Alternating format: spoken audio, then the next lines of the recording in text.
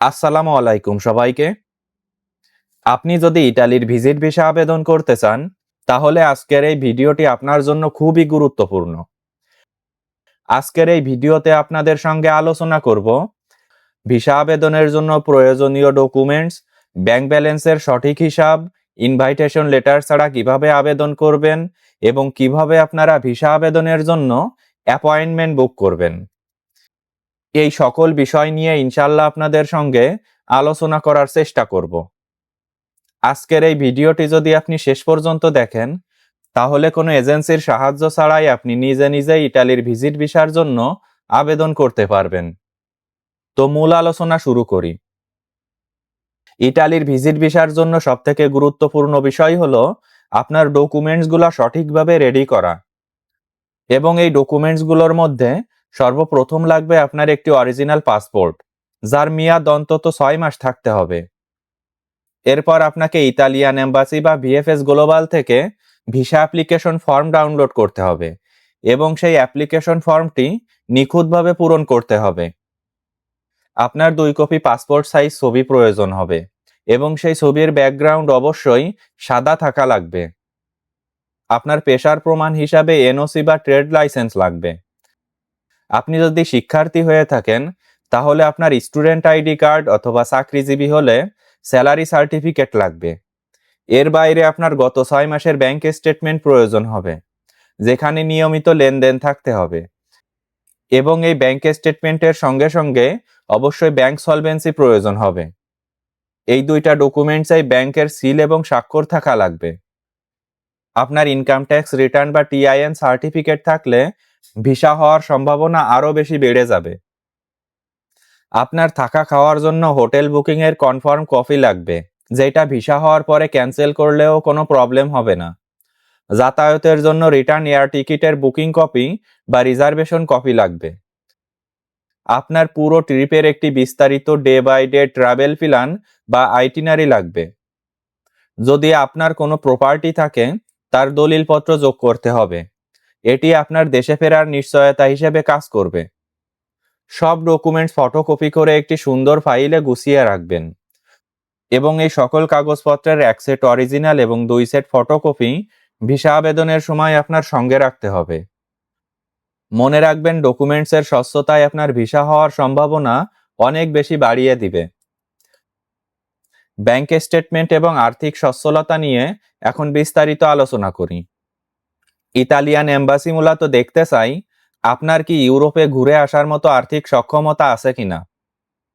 Bank স্টেটমেন্টই আপনার আবেদনের সবথেকে শক্তিশালী দলিল।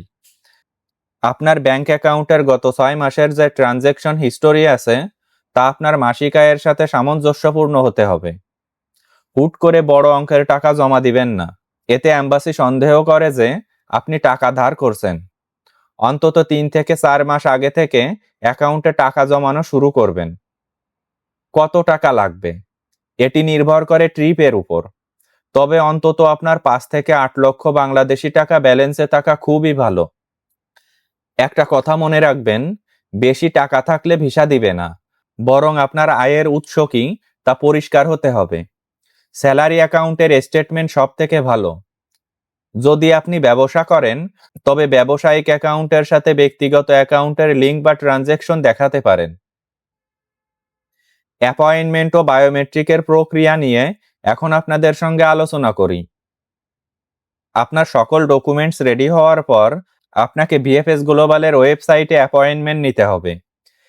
বর্তমানে ইতালি বা সেনজেন ভিসার জন্য এই অ্যাপয়েন্টমেন্ট পাওয়া অনেক চ্যালেঞ্জিং হয়ে পড়ছে।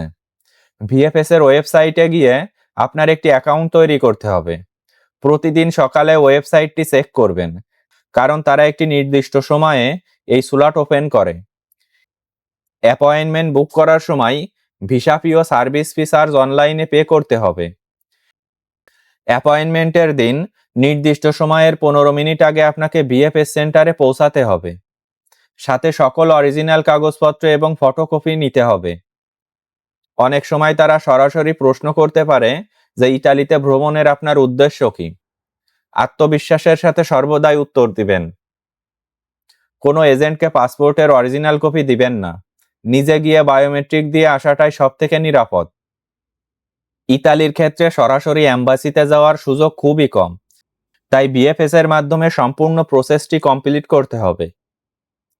আপনার অ্যাপয়েন্টমেন্ট লেটার এবং পেমেন্ট রিসিপ্ট সবথেকে গুরুত্বপূর্ণ, তাই কোনোভাবেই অ্যাপয়েন্টমেন্ট মিস করবেন না, কারণ এতে আপনার নতুন করে স্লট পেতে মাসের পর মাস অপেক্ষা করতে হতে পারে। আপনার ভিসা পাওয়ার টিপস ও সাধারণ কিছু ভুল নিয়ে এখন আলোচনা করি। অনেকেই ভিসা রিজেক্ট হওয়ার পর আফসোস করেন। হোটেল বুকিং বা এয়ার টিকিট যদি জাল হয়ে থাকে, সেক্ষেত্রে আপনার ভিসা রিজেক্ট হওয়ার সম্ভাবনা সব থেকে বেশি থাকবে। এম্বাসি যে কোনো সময় এগুলো যাচাই করতে পারে। যদি ধরা পড়েন তবে 5 থেকে 10 বছরের জন্য ব্যান হতে পারেন। দ্বিতীয় ভুল হলো ইনকমপ্লিট কাভার লেটার। এই কাভার লেটারে আপনার ট্রিপের সারসংক্ষেপ, বাজেট এবং ফেরার নিশ্চয়তা থাকা বাধ্যতামূলক। তৃতীয় ভুল হলো অপ্রাসঙ্গিক ট্রাভেল হিস্ট্রি দেখানো। আপনি যদি আগে কখনো বিদেশে না গিয়ে থাকেন, তবে সরাসরি সেনজেনের জন্য আগে আবেদন না করে থাইল্যান্ড বা মালয়েশিয়া ঘুরে আসতে পারেন। চতুর্থ ভুল হলো অসম্পূর্ণ ফাইল জমা দেওয়া। প্রতিটা ডকুমেন্ট চেক করুন যে তাতে আপনার স্বাক্ষর আছে কিনা। পঞ্চম ভুল হলো আবেদনের ভুল টাইমিং। ট্রিপের অন্তত 2 মাস আগে আবেদন করা উচিত। ভ্রমণের অন্তত 2 মাস আগে আপনার আবেদন করা উচিত। মনে রাখবেন, ইতালি একটি সেনজেন কান্ট্রি, তাই একবার ইতালি ঘুরে আসলে আপনার পাসপোর্টের ভ্যালু অনেক বেড়ে যাবে। ইতালির ভিসা পাওয়ার মানে হলো পুরো ইউরোপের রাস্তা খুলে যাওয়া। কাভার লেটারে সুন্দরভাবে আপনার ভ্রমণের উদ্দেশ্য বর্ণনা করুন। আপনি যদি ইতালি গিয়ে শুধু ঘুরতে চান, তবে কেন ঘুরতে চান তাই স্পষ্টভাবে লিখুন। মনে রাখবেন, ভিসা অফিসার সর্বদাই দেখে আপনি দেশে ফিরে আসবেন কিনা, তাই চাকরির ছুটির আবেদনপত্র অবশ্যই ফেরার তারিখটি উল্লেখ করুন। তো বন্ধুরা, এই ছিল ইতালির ট্যুরিস্ট ভিসা আবেদনের পূর্ণাঙ্গ গাইডলাইন। আশা করি এখন আপনি নিজেই ভিসা আবেদন প্রসেসটি করতে পারবেন। কোনো দালালের পেছনে টাকা খরচ না করে নিজেই এই ভিসা আবেদন প্রসেসটি করুন, কারণ ফাইল আপনার তো দায়ও আপনার। তো বন্ধুরা, আজকের ভিডিওটি এ পর্যন্তই শেষ করছি। আমার ভিডিও যদি ভালো লাগে, তাহলে পরবর্তী ভিডিওর জন্য চ্যানেলটি সাবস্ক্রাইব করে রাখতে পারেন। ধন্যবাদ সবাইকে।